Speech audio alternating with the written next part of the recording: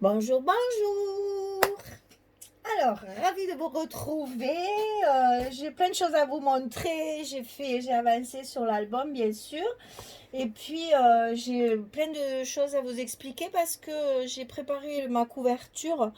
Et donc, j'ai utilisé énormément de produits. Donc, je vais vous expliquer tout ça. Alors, on va essayer d'être méthodique. On va commencer par donc la première page qu'on avait découpée ensemble. Je vous avais dit que je vous montrerai donc mes décors. Alors pour le moment, vous n'avez que les papiers, hein, je dirais. C'est simplement ce qu'il y a dans le kit. Simplement ce qu'il y a dans la collection de papier. Bon, j'ai rajouté une dentelle, certes, mais franchement, il n'y a pas grand-chose d'autre de plus. Après, quand j'aurai rajouté mes petits mots, je pense pas que je charge trop parce que le papier est très chargé. Mais si je rajoute autre chose, vous le verrez dans la présentation finale. Là, en fait, j'ai travaillé vraiment qu'avec le contenu du kit. Hein. Donc, c'est vraiment que des choses que vous avez dans les papiers. Donc, le premier rabat qui était ici, j'ai fait une superposition de cartes qui sont dans le A4. Hein. Donc, un rond, un rectangle avec l'escargot.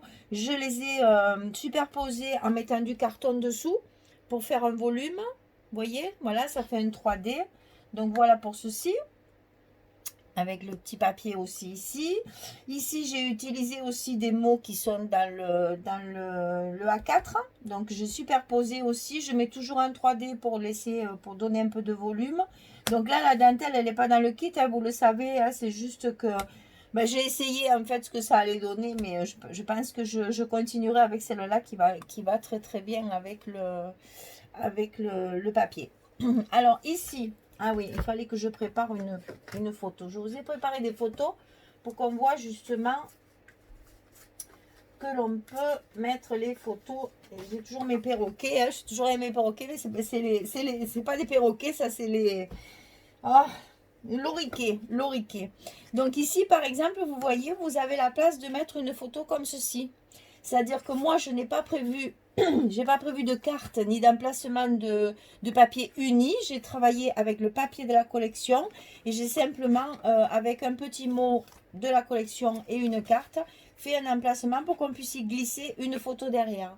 Voilà, je vous ai préparé la photo pour que vous voyez que même quand il n'y a pas de papier uni, on peut très bien faire des emplacements photos sur une page. Voilà. Donc ici c'est pareil, donc ça c'est celle d'après.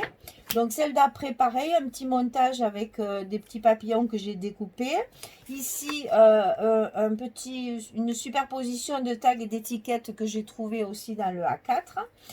Ici, j'ai préparé ce genre de petites cartes pour le journaling. Donc, vous voyez, il faut que je les mate encore parce que j'ai pas terminé derrière. Mais c'est pareil, toutes ces petites cartes, en fait, peuvent vous servir quand il y a des emplacements photo comme ici. Donc, vous voyez, ici, c'est pareil. On a encore l'emplacement photo, comme ceci. Voilà. Donc, on peut y glisser la photo. Elle tient très bien. Et au moins, elle est mise en scène par le décor. Et donc, moi, par-dessus ce genre d'emplacement, je mais des petites cartes journaling comme ça pour qu'on puisse raconter ce qui se passe dans notre album. Par contre, derrière, il faut les mater. Hein. Je verrai dans mes chutes de papier. Bien sûr, ça, on le fait en dernier quand on a fini, qu'on a les chutes de papier. À ce moment-là, je le mettrai derrière. Mais juste pour vous faire voir qu'on pouvait mettre la photo ici, j'ai mis la petite image. Alors, ensuite, ça s'ouvrait comme ceci. Puis comme ceci.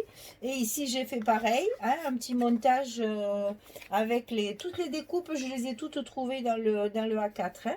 Donc, je mate bien sûr tous les morceaux, tout ce que je découpe est maté en noir, puisqu'on travaille sur du noir.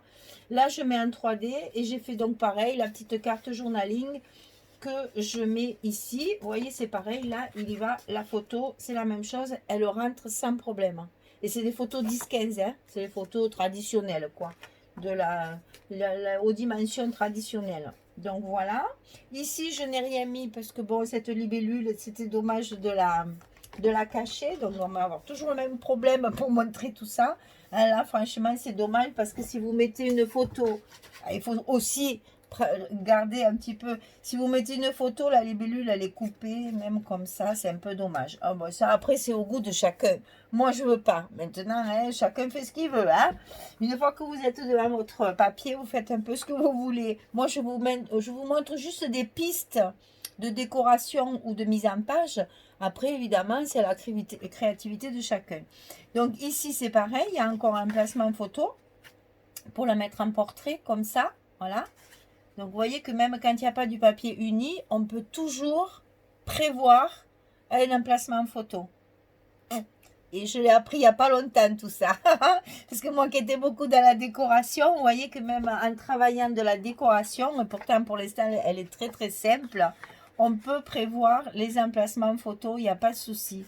Et ça fait toujours... Il ne faut pas oublier qu'un album scrapbooking, c'est d'abord et avant tout un album pour mettre des photos. Certes, on colle du papier et on fait de la décoration, mais c'est quand même aussi pour mettre des photos. Alors, autant optimiser au maximum les emplacements. Donc ici, par contre, voilà, là, il y a un emplacement photo avec le papier uni, le basil, comme ici aussi. Voilà, là, c'est pareil. Et ici, donc, on avait un premier rabat ici où j'ai fait une carte. Voilà, là, vous avez l'emplacement photo. Ici, moi, j'en ai pas mis, j'ai pas mis d'uni parce que c'est plus joli vu qu'on le voit. J'ai donc mis du papier fantaisie, mais tout à fait faisable de mettre une photo aussi. Tout ça pour vous dire, c'est toujours la même dimension, vous le savez. Hein, les matages font 11 sur 16 et les papiers, c'est 10,06 sur 15,06. Ce qui fait qu'après, votre photo 10,15 rentre parfaitement. Donc, ce rabat-là se déplie. Ici, il y a un placement photo. Et dessous aussi, un placement photo. Voilà. Et même ici, c'est la dimension d'une photo aussi, puisque là, de ce côté, elle y est. Hein. Donc, ici aussi, ça peut être photo. Ensuite, on avait le rabat du haut. Donc là, pareil, j'ai fait un petit montage avec les décorations qu'il y a dans le A4, en mettant justement tous les noms des petites bestioles qu'on peut trouver, hein, la libellule, le papillon, l'herbe et l'abeille. Donc tout ce qu'on peut trouver dans le microcosmos, puisque c'est le titre de la collection. Là, pareil, la petite carte qui sera matée après, une fois que j'aurai fini mes chutes. Et ici, pareil, emplacement photo, voilà, elle rentre parfaitement et on peut très bien mettre une photo 10-15 sans problème. Alors, donc, ce rabat s'ouvre comme ceci. Ici, emplacement photo. Je vous montre, hein, chaque fois, il y a les petites encoches pour pouvoir enclencher les photos directement. Il y a tout est prévu pour mettre les photos. Et ici, pareil, j'ai laissé donc le papier, puisque moi, j'aime beaucoup aussi ce papier-là. Maintenant, j'ai regardé, parce que moi, quelquefois, il y a des photos que... On peut en mettre une ici, ça ne cache pas comme la libellule. Hein. Là, on peut en mettre une. J'ai pas fait d'emplacement parce que je voulais garder cette jolie rose avec l'escargot. Et c'est quand même magnifique. Alors, voilà pour la décoration de la première partie que nous avions découpée ensemble. Donc, les papiers sont collés. Il ne manque plus que la déco. Alors, ensuite, j'ai travaillé ma couverture. Parce qu'il faut vous dire, il faut faire attention. Parce que vous savez que là, on a donc 4 couvertures. Il faut donc des grandes pages chaque fois. Hein, il faut penser dans votre papier de découper ces grands morceaux. Parce que après, pour travailler les blocs, en fait, on a moins besoin de grandes surfaces. Donc, préparez votre couverture toujours là, surtout là, en premier, parce qu'il va nous falloir beaucoup de papier. Alors, voyez, j'ai travaillé, je ne sais plus comment vous le montrer. Alors, on va commencer par l'intérieur. À l'intérieur, j'ai donc commencé à travailler les 3 tranches. Hein. J'ai mis, attendez, on va monter un petit peu, voilà. J'ai mis ici les 3 papiers pour recouvrir les tranches. Vous savez que ce sont des tranches qui ne vont pas porter de feuilles, donc c'est à décorer évidemment pour qu'on les voit et que ça soit propre. L'intérieur de mes petites portes de boîte, mes côtés de boîte ici, je les ai recouverts avec les chutes de papier unique qu'on utilise pour le basil, qu'on utilise pour les photos. Voilà, ça aussi, je vais faire une parenthèse.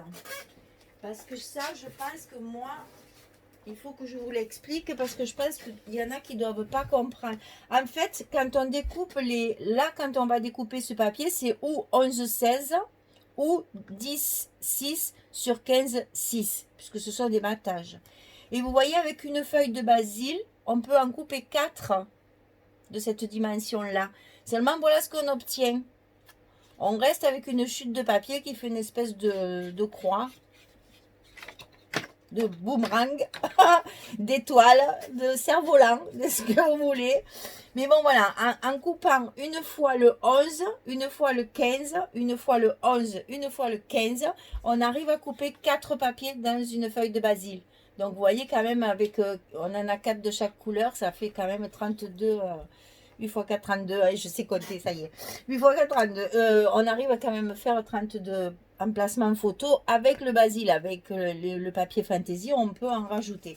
Tout ça pour vous dire que ce genre de papier là, ce chute de papier qui vous reste, eh bien moi je l'ai utilisé ici par exemple pour recouvrir mes petits côtés de boîte. Je les ai ancrés, alors évidemment ça aussi j'ai oublié de vous le dire, j'ai ancré tous mes papiers avec la Forest Most de la Distress Oxide, et comme ça même cela, parce que si alors je fais tout à l'envers.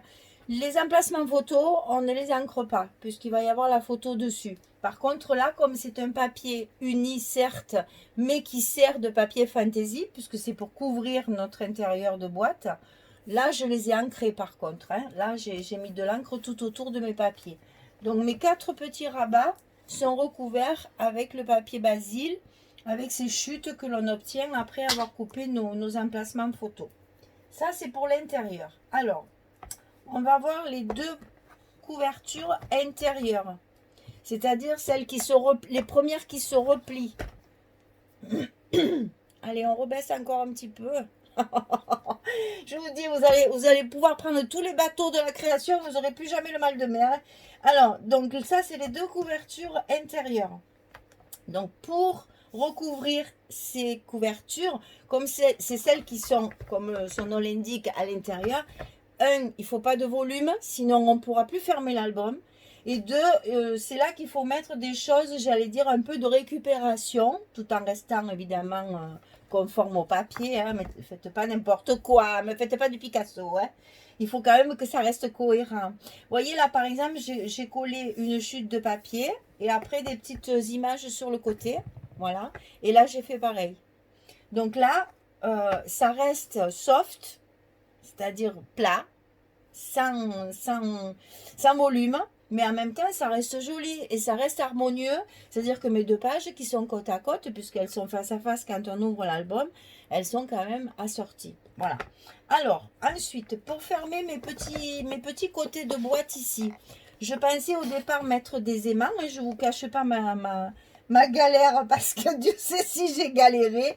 J'ai essayé moult et moult solutions. Mais vous savez, c'est un peu comme dans la vie, hein. À tout problème, il y a une solution. Donc, j'ai ressorti mes petits ronds. Et Dieu sait s'ils sont utiles là, parce que justement, alors là, j'ai pas l'épaisseur, donc ça va être un peu compliqué de vous montrer. Alors, attendez, je vais mettre ma deuxième page qui est presque finie. Hop, voilà. Donc, voilà, quand on a nos 2 blocs qui sont terminés, on arrive à avoir l'épaisseur de 3 cm voulu, pour que nos rabats restent bien, nos petits côtés là, soient bien collés sur la couverture intérieure. Compliqué à expliquer tout ça. Donc, ça, si vous voulez, je comptais mettre des aimants et que ça allait s'aimanter. Eh bien, pas du tout. Ça n'a pas fonctionné du tout. J'ai tout essayé, des gros, des petits, des moyens, des épais, 1,4 m, 1,2 m, 1,8 m. Ça n'a jamais marché, ça restait comme ça. C'était pas joli, ça tenait pas. Donc, après, j'ai dit, ben, je vais mettre un ruban pour attacher comme ça, comme ceci. Je vous dis toutes mes galères, hein. Attachez le ruban comme ceci. Alors, le problème du ruban, c'est que ça force pas assez, si vous voulez. Et voilà, ça se soulève comme ça. Je trouvais que c'était pas très harmonieux, c'est pas très joli. Donc, petit à petit, à force moult essais, j'ai pensé à mes petits ronds. Alors, comme je sais qu'il y en a qui ont, j'ai vu dans les commentaires, il y a des dames qui ont acheté la perforatrice rond. Ça y est, elle va servir, ouais. Donc ici, toujours pareil, je mets 4 épaisseurs de papier noir pour pouvoir justement, pour que ce soit costaud, que ce soit bien raide, bien solide, bien résistant. Un petit brad sur le milieu, évidemment un rond de papier assorti. Et donc du coup, voilà mes couvertures, comme elles se tiennent bien. C'est pas magique ça. Ah là là, je suis trop contente parce que j'étais bien embêtée de ne pas arriver à vous faire fermer vos boîtes. Hein. Je vous assure, ça m'empêchait de dormir. Donc ici, papier évidemment aussi, là j'ai pris du papier Fantasy. Ici, pour que ça ne se déchire pas et que ça arrête. Parce qu'un petit rond, c'était trop gros, ça dépassait. Ça faisait aussi, comment dire, ici ça faisait épaisseur, ça fermait pas bien. Donc, petit rivet. Non, petit œillet, je me trompe toujours. Un petit œillet, alors un trou avec la crocodile, c'est toujours pareil. Vous savez, c'est les ustensiles comme ceci qui sont onéreux, certes, mais indispensables. Hein, sérieux, couper du gros carton comme ça se coupe sans problème. On a l'impression de couper du beurre. Hein. Franchement, c'est vraiment très utile. Et après, des petits œillets. Alors, les petits œillets, j'ai fait une grosse commande à Scrap for You parce que pendant le confinement, j'en avais beaucoup utilisé, j'en avais plus. Donc, les petits œillets, je vous montre. Voilà, c'est ce genre de petites choses-là, comme ceci. Alors, je vais essayer d'en sortir un sans faire tomber ma boîte. Voilà, c'est ceci le petit œillet pour celles qui ne connaissent pas. Donc, ça, on le met à l'intérieur du trou que l'on a fait avec la crocodile et avec la crocodile également ici avec la mâchoire ici on passe notre œillet dedans et on appuie très fort et ça nous le met en place et ça fait un trou bien propre et surtout bien solide parce que nos petites cordes là que je mets autour de mes petits ronds, elles vont être manipulées très souvent, donc il faut que là ça soit résistant. Hein. On est toujours dans la même optique, un album il va être manipulé par des gens qui ne savent pas ce que c'est que le scrapbooking et qui ont peut-être pas notre délicatesse, puisque nous c'est le respect de notre travail, mais les gens, ben après c'est sûr, ils sont un peu moins, ils font un peu moins attention. Donc il faut que ce soit solide. Voilà, tout ça pour vous dire que le petit œillet ici est à mon avis indispensable pour ne déchirer ni le papier ni le carton. Et puis vous voyez comme ça, la boîte se ferme parfaitement. Donc voilà une astuce. Alors, deuxième astuce, de l'autre côté, quand on va faire l'autre côté, il ne faut pas que vos petits ronds soient exactement au même endroit que ceux-là.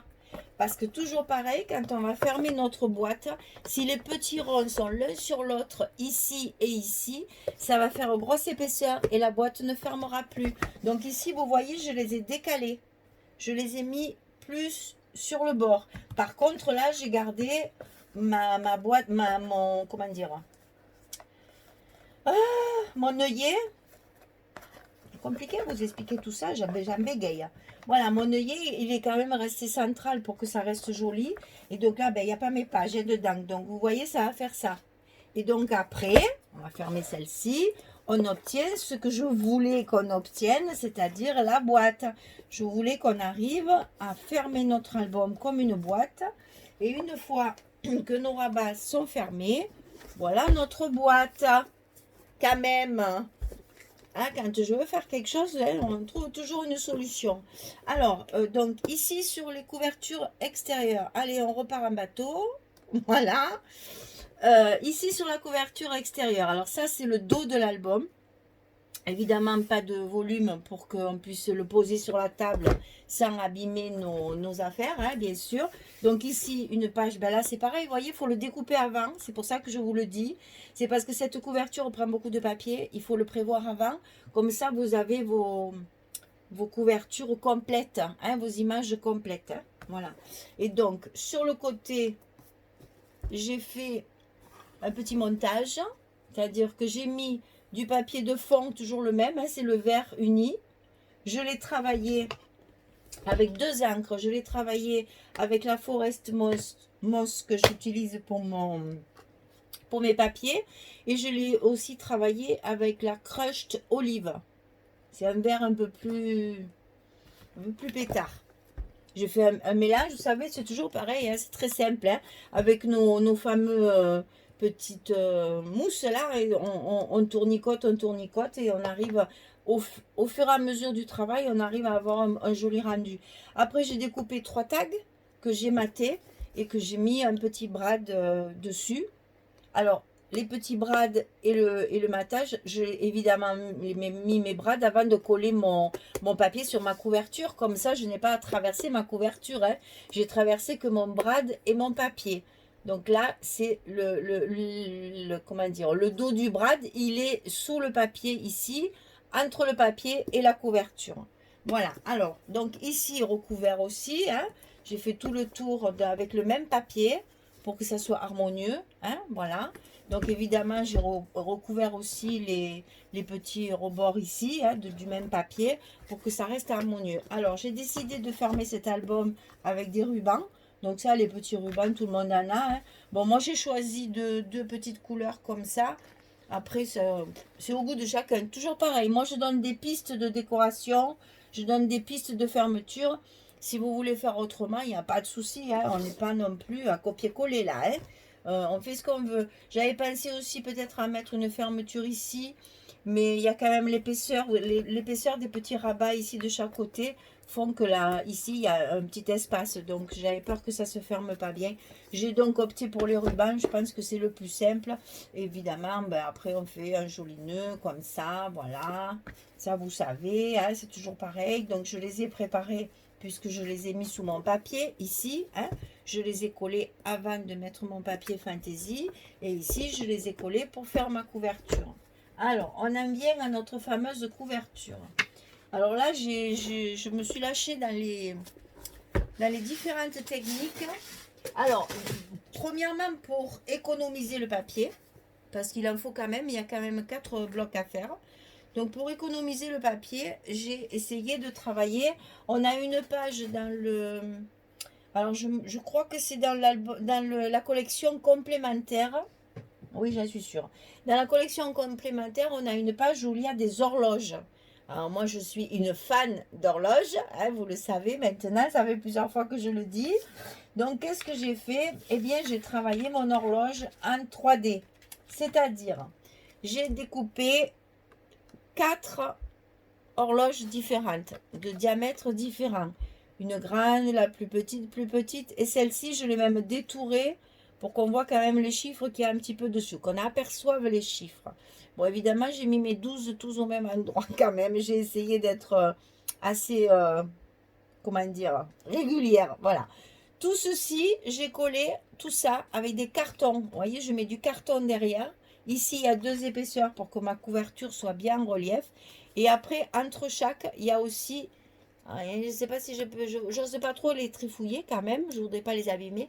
Mais vous voyez, il y a du carton chaque fois pour faire cette épaisseur. Vous voyez ce que ça fait? On dirait une pyramide en fait. Voilà. Comme ça donne du relief, ça donne de la vie. Toujours ancré avec la même encre. Ça. Après, sur la même page, il y en avait d'autres. Donc, je les ai découpés aussi. Et on va faire un petit montage avec tout ça. Donc, tout ça, c'est découpé. Les aiguilles qui sont ici, que j'ai utilisées pour marquer l'heure. Donc, j'ai mis un petit brad aussi. Je mettrai, je ne sais plus quelle heure, je vais mettre, je ne sais pas, 4 heures ou un truc comme ça. Ça, je verrai quand mon album sera, enfin, quand ma couverture sera finie. Ces aiguilles, vous les trouvez aussi en vente sur le site. Hein, c'est des aiguilles Tim Holtz. Alors, je vous ai gardé la petite étiquette parce que moi, après, je ne me rappelle plus où je les achète et ce que c'est. Pour me rappeler quand j'en ai besoin. Comme ça, je garde les petites étiquettes dans mes boîtes. Et comme ça, quand je veux en recommander, je sais que je les trouve. Alors, ça s'appelle flèche tourniquet en français parce que le reste, c'est en anglais. Et c'est Tim Holtz. Hein. C'est souvent, on s'en sert aussi pour faire les flippettes, pour fermer les pages. Hein. Tout est fourni à plusieurs formats. Et puis, vous avez aussi les petits bras assortis pour pouvoir le fixer. Donc, moi, je laisse ma petite étiquette. Comme ça, quand j'en ai plus, je sais ce qu'il faut que je recommande. Et ça, sur le site de Scrap for You, il y en a de Tim Holtz. Alors, voilà. Ça, c'est pour l'horloge. Ensuite, je me suis amusée donc à travailler avec les distress. Alors, j'ai pris un papier basil que l'on a dans le kit. Hein, ça, c'est le vert qu'on a dans le kit. Et je l'ai travaillé. Alors, en premier, j'ai ancré en tournant comme ça, avec toujours les 2 mêmes encres. Avec ces 2 encres-là, le Crush Olive et le Forest Moss. Avec ça, j'ai fait des mélanges. Alors, j'utilise évidemment, regardez comme je fais.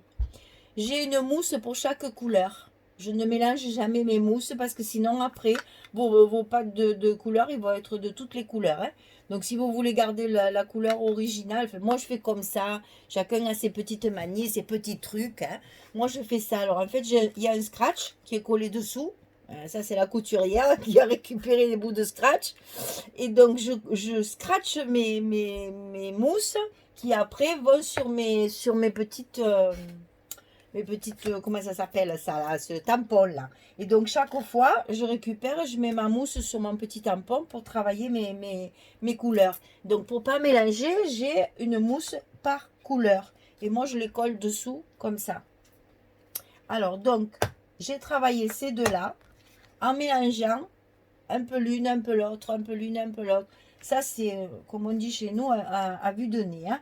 On fait, on en met un peu. Bon, évidemment, je n'ai pas travaillé le milieu puisqu'il va y avoir mon horloge au milieu. Ça n'avait aucun intérêt. J'ai ancré mes bords pour qu'ils soient un petit peu plus foncés, que ça donne cette espèce d'ombre justement qu'on aime sur nos projets. Et après, j'ai pris les stencils. Alors, les stencils ou pochoirs, comme vous voulez. Donc ça, c'est pareil. C'est des stencils qui sont en vente. Il y en a plein, plein, plein sur le site. Moi, chaque fois que je fais une commande, j'en commande toujours un ou deux. Parce qu'on en a besoin, parce qu'il y a des dessins différents suivant les thèmes que vous faites et tout. Là par exemple, alors, je suis désolée, celui-là, je ne l'ai plus, je l'ai prêté. D'ailleurs, il y a 2-3 trucs que je ne pourrais pas vous montrer parce que j'ai prêté... à Myriam justement où je suis allée la semaine dernière, donc j'ai plus celui des feuillages. Donc là j'ai fait mes feuillages, vous voyez comme ça, c'est exactement pareil. Je mets mon stencil sur mon papier, je prends mon encre et mon encreur et je tourne sur mes formes qui sont là, hein, celles qu'on peut se servir aussi avec la modeling paste ou autre ustensile, peinture ou autre, c'est le pochoir. Donc ce genre de produits, il y en a, je ne sais pas combien sur le site, il y en a pour tous les goûts, hein. Il y a du Chabi, du Tim Holtz, du Stamperia, tout ce que vous voulez. C'est, voilà, moi j'adore ce genre de truc parce qu'avec les encres, ben, vous voyez, c'est très facile à faire parce que moi qui ne suis pas patouille, vous le savez, hein, je ne suis pas encore pour me lancer toute seule. Et bien là, on arrive à faire des patouilles qui sont quand même bien sympathiques et qui donnent un joli effet à un papier qui au départ est uni, hein. Je vous rappelle que le papier il est comme ça au départ, hein. Donc quand même avec des encres et un pochoir, voilà ce qu'on arrive à faire. C'est quand même bien sympathique. Alors ça, c'est pour mettre sur ma couverture de dessus, ici. Je regarde mon temps, aïe aïe aïe. Donc je vais coller ceci, je vais coller ceci un peu comme ça, comme ça. J'ai découpé un petit mot, ça je vous l'expliquerai après aussi. Et après j'ai fait des moulages. Donc je vais vous expliquer mes moulages parce que j'ai juste le temps de vous expliquer tout ça. Je collerai tout ça hors caméra et je vous le montrerai quand on fera le deuxième bloc. Voilà, donc j'ai fait des moulages. Donc j'ai utilisé pour ces moulages la soft clay que vous connaissez, hein, c'est la pâte, mais je vais le dire, la pâte à structure que Myriam elle vend sur le site. J'ai utilisé, alors moi j'en ai plusieurs, j'ai des moules Stamperia et j'ai des moules Prima. Ça c'est pareil, il y en a plein sur le site.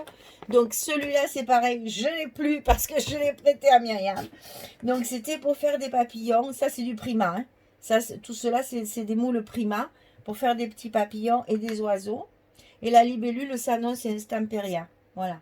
Donc j'ai fait quelques petits moulages pour justement faire le microcosmos, hein, papillon, libellule, petit oiseau colibri, etc. On reste dans le thème du papier qu'on a travaillé. Quand la pâte est bien sèche, je l'ai passée au gesso blanc. Ça, c'est obligatoire pour que vos peintures après prennent bien et bien que la couleur soit bien présente. Alors quand vous avez passé votre gesso et que c'est sec, et bien moi je les ai travaillés avec mes wax magiques que j'adore, j'en ai toute une collection. Je vous montre parce que je vous assure, si je pouvais, j'en achèterais 12 de chaque. Voilà ma collection. Alors ça c'est les peintures Prima. que Myriam elle vend aussi, ben, vous reconnaissez hein, les références de chez Myriam. Et puis après, il y a toutes les wax qu'elle vend également. Donc pour rester dans les tons du papier, j'ai utilisé, oh celle-là elle n'est pas bien fermée. Alors ça c'est à éviter, évidemment, hein, quand vous avez des boîtes, il faut bien les refermer, parce que sinon ça sèche Michel. Et alors j'ai utilisé la violette, c'est Ether Hill. J'ai utilisé la rose qui s'appelle Sweet Rose. J'ai utilisé la bleue qui s'appelle Blue Lagoon. Et j'ai utilisé la rouge, enfin, c'est pas rouge franc, hein. C'est un rouge comme ça, c'est un rouge carmin, hein. Un rouge foncé quand même, hein. Qui s'appelle Indian Pink. Et j'ai utilisé la verte qui s'appelle Mint Sparkle. Tout ça, vous le retrouvez également sur le site de la boutique. Tous ces produits sont en vente sur le site. Alors, j'ai travaillé donc en plusieurs couleurs. Et vous savez que moi, quand j'utilise les wax, je les chauffe à lead gun après. Je les sèche en fait avec lead gun. Parce que justement, je trouve que ça fait ressortir le côté métallique. Tout le côté métallique de la... Je vous assure, une pièce qui n'est pas chauffée, si vous la mettez à côté d'une pièce qui a été chauffée, rien à voir quoi. C'est vraiment complètement différent. Il n'y a pas ce rendu brillant, doré, lumineux, métallique. Enfin, moi, je trouve qu'en le chauffant, ça va mieux. Donc, je chauffe. Voilà. Donc voilà, tout ça, je vais m'en servir pour ma couverture. Vous voyez, j'avais plein de choses à vous expliquer, à vous montrer. Donc, je vais finir ma couverture. Quand ma couverture sera finie, je vous montrerai le deuxième bloc et on continuera de construire notre album. Voilà, donc j'avais plein de choses à vous dire aujourd'hui. Donc, je vous dis vite au revoir parce que sinon, nous allons encore être coupés. Et donc, pour faire tout ça, je vous ai fait voir tous les produits que j'ai utilisés. J'espère que... Mais si vous avez des questions, c'est toujours pareil. Hein, vous n'hésitez pas à vous me redemander les noms des produits, les si, les mi. Aucun problème, je vous renseignerai avec plaisir. Vous savez que j'aime bien vous répondre. Voilà, je vous remercie de votre attention. Hein. Je vous remercie de votre accueil aussi parce que les abonnés, ça monte, ça monte, ça monte. Et vraiment, ça fait chaud au cœur. Merci beaucoup, hein, parce que j'aime bien partager. Mais alors, quand je vois que ça plaît comme ça, c'est encore pire. Donc, je vous rappelle que tout ça, c'est dans le cadre de l'ADT de Scrap for You, du site de Scrap for You. Et que donc, tous ces produits sont à votre disposition sur le site. Et nous, on travaille avec le kit Microcosmos de Ciao Bella. Voilà. À très bientôt pour la suite. Au revoir.